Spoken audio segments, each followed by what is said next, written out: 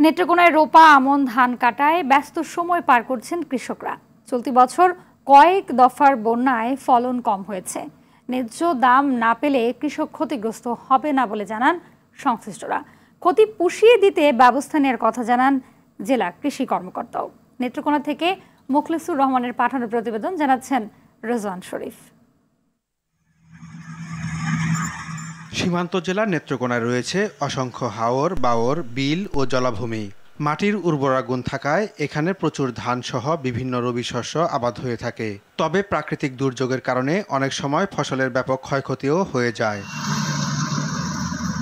এরই মধ্যে জেলা জুড়ে সোনালী ধান রোপা আমন কাটার মহোৎসব শুরু হয়েছে। তবে চলতি বছর কয়েক দফার বন্যা ও পোকার আক্রমণে ধানের আশাতীত ফলন হয়নি। ফলে ক্ষতিগ্রস্ত হওয়ার শঙ্কায় আছেন কৃষকরা।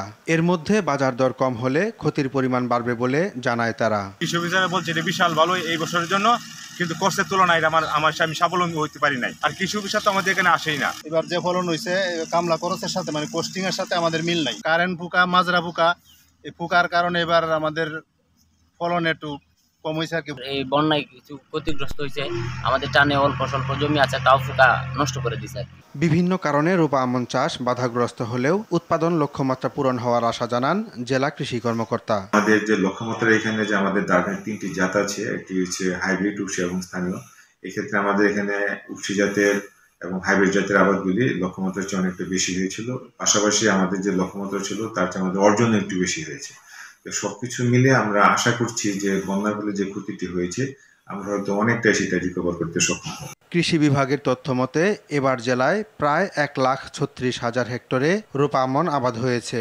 ধানের বর্তমান বাজার দর মন প্রতি 1120 থেকে 1220 টাকা। রেজওয়ান শরীফ, RTV।